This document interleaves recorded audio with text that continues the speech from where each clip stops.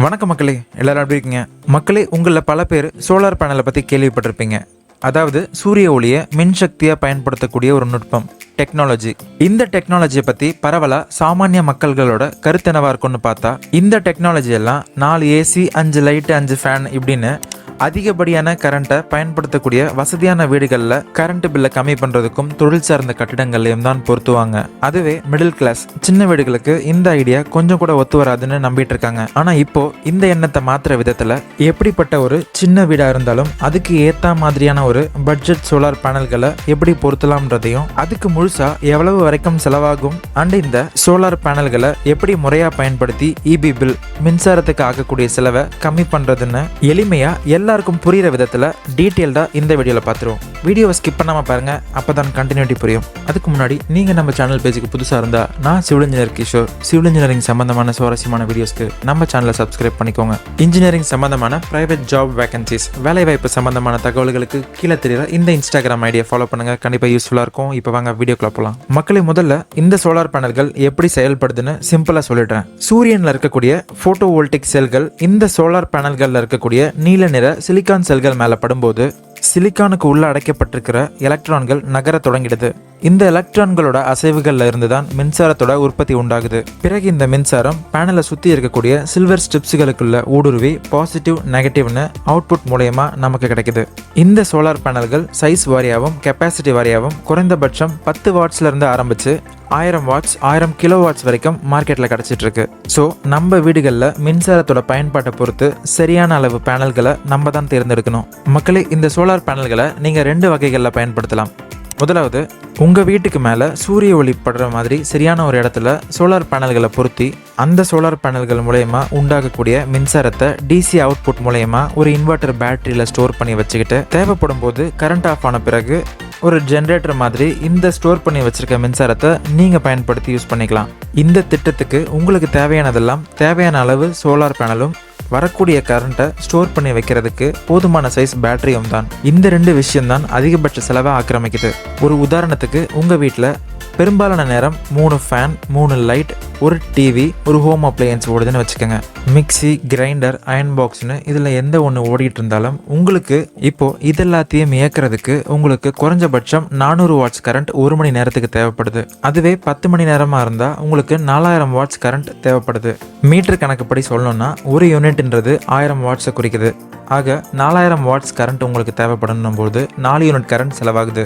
இப்போ இந்த 10 மணி நேரத்துக்கான 4 யூனிட் கரண்ட்டை சோலார் பேனல்கள் மூலயமா ஜென்ரேட் பண்ணுறதுக்கு நமக்கு என்னென்ன தேவைன்றதை பார்த்துருவோம். 150 வாட்ஸ் கெப்பாசிட்டி உள்ள 5 சோலார் பேனல்களே இதுக்கு போதுமானது.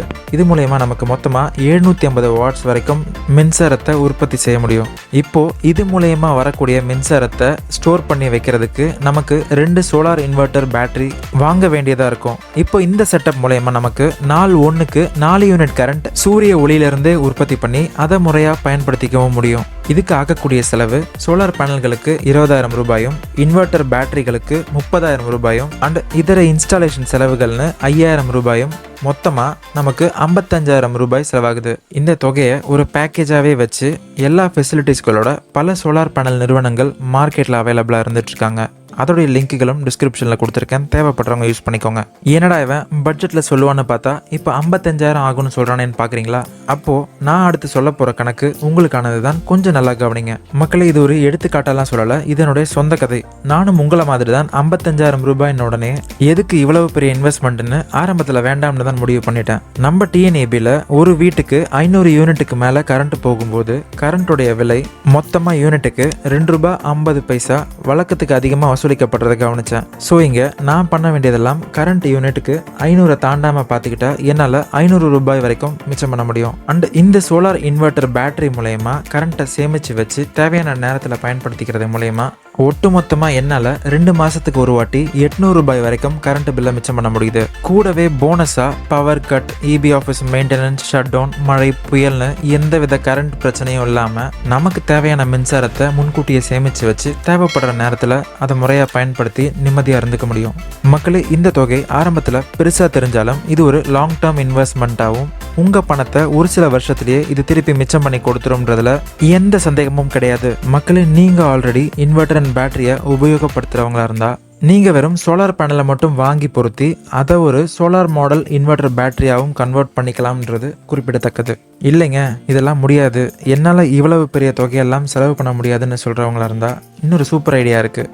அதாவது இப்போ மார்க்கெட்டில் லூம் சோலார் பேனல்கள்னு பேனலுக்கு பின்னாடியே ஒரு சின்ன மைக்ரோ இன்வெர்டர் டிஃபால்ட்டாக பொருத்தப்பட்டு கிடைச்சிட்டு இருக்கு. இது வேற எங்கேயும் இல்லைங்க, இப்போ ஆன்லைன்லேயே இந்த மாதிரியான சோலார் பேனல்கள் அவைலபிளாக இருக்குது. அதோடைய லிங்க்கும் டிஸ்கிரிப்ஷனில் கொடுத்துருக்கேன், தேவைப்படுறவங்க யூஸ் பண்ணிக்கோங்க. இந்த வகை சோலார் பேனல்கள் தனிச்சு இருக்கிறதுக்கான காரணம் இதில் உண்டாகக்கூடிய மின்சக்தி எலக்ட்ரிசிட்டியை எதுலையும் ஸ்டோர் பண்ணாமல் டைரெக்டாகவே உங்கள் வீட்டோட மெயினில் கனெக்ட் பண்ணி கன்வெர்ட்டர் சுவிட்ச் மூலயமா மாற்றி லைவாக யூஸ் பண்ணிக்க முடியும். இந்த மெத்தடில் நீங்கள் மின்சாரத்தை எதுலேயும் ஸ்டோர் பண்ணாமல் லைவாக பயன்படுத்துறதுனால இந்த பேனல்கள் பகல் சூரிய வெளிச்சம் இருக்கிற நேரத்தில் மட்டும்தான் செயல்படும். அதன் பிறகு கரண்ட் உங்கள் இபி மெயின் லைன்லேருந்து மாற்றி எடுத்துக்க ஆரம்பிச்சிடும். ஸோ நைட் டைமில் வின்டர் சீசன்கள்னு இந்த லைவ் ஆக்டிவ் சோலார் பேனல்கள் செட் ஆகாது.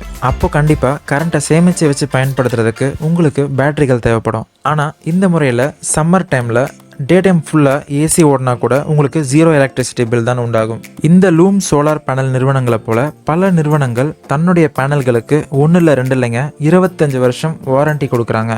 இதை விட நமக்கு வேற என்னங்க ஷூரிட்டி வேணும்? இல்லைப்பா, எனக்கு இதெல்லாம் வேணாம், எனக்கு இன்னும் கம்மியான பட்ஜெட்டில் தான் சோலார் பேனல் வேணும்னு கேட்டிங்கன்னா இருக்குது. குறைஞ்சபட்சம் 10 வாட்ஸ் அவுட்புட் கொடுக்கக்கூடிய சோலார் பேனல் 750 ரூபாயில் இப்போ அமேசானில் அவைலபிளாக இருக்குது. அதோட லிங்க்கையும் கீழே டிஸ்கிரிப்ஷனில் கொடுத்துருக்கேன், யூஸ் பண்ணிக்கோங்க. மக்களே, இந்த வீடியோ சம்மந்தமாக எதுவும் சந்தேகங்கள் இருந்தால் அதை மறக்காமல் கமெண்ட் பண்ணுங்கள். இந்த வீடியோ உங்களுக்கு யூஸ்ஃபுல்லாக இருந்துச்சு நம்புறேன். அடுத்த இன்னொரு சுவாரஸ்யமான வீடியோவில் பார்ப்போம். நான் சிவலிஞ்சர் கிஷோர். தேங்க்ஸ் ஃபார் வாட்சிங்.